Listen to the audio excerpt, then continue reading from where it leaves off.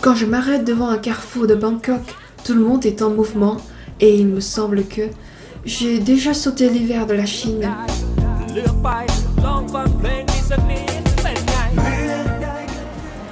Je suis une étudiante chinoise en 3e année. Le 19 février 2014, je suis arrivée en Thaïlande en tant que volontaire.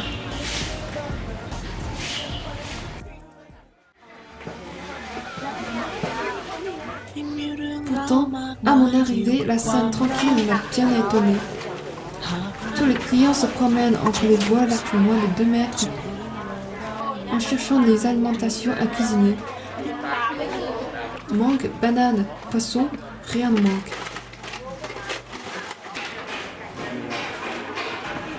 À l'alerte, tout commence à s'agiter. Les marchands démontent leurs tentes à toute vitesse.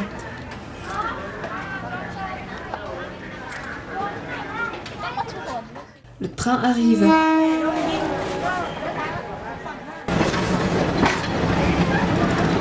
Tous les fruits se couchent justement au-dessous de la rue, mais restent sains et saufs.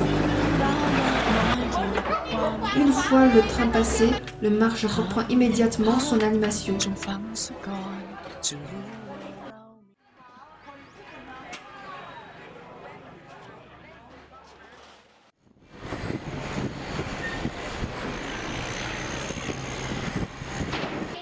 C'est un moyen de transaction commerciale depuis quelques siècles.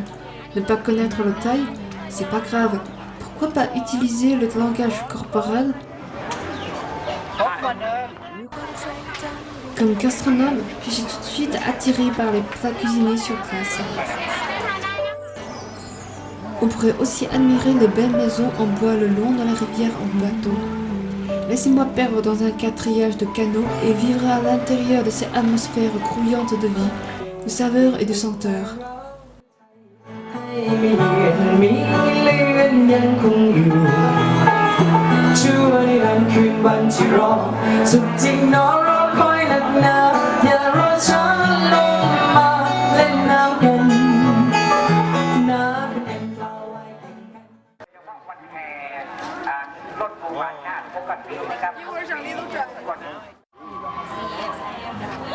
Quand le soir vient, une avenue ou un quartier se transforme en marché de nuit. Une nuit blanche nous attend. C'est un genre de savon. L'artisanat ingénieux le cisaille en forme de fleurs. Un artisan s'absorbe dans son travail de la gravure sur les métaux. Un vrai ravissement des yeux, le marché de nuit présente tous les produits de l'artisanat régional.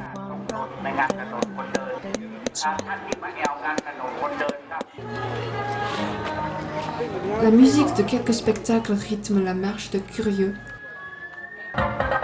C'est peut-être le dernier endroit où existe le Thaïlande le plus traditionnel.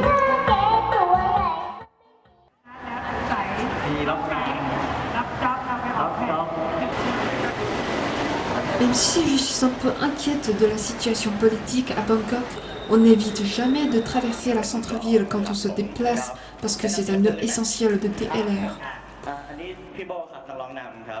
Les manifestants venant des autres villes ont dressé des tentes qui leur servent d'habitation.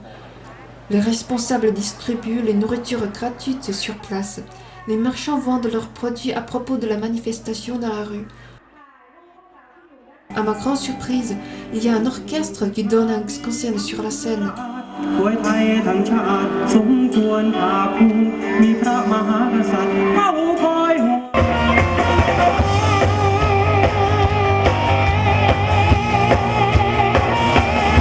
Certains spectateurs s'adonnent à l'ivresse de la chanson. Après le spectacle, un porte-parole se met à prononcer un discours. On ne sait pas quand se terminera ces campagnes. On ne sait non plus la raison pour laquelle les gens innocents sont blessés dans ces campagnes. J'espère seulement que le pays du sourire va bientôt remettre en marche après ce mouvement.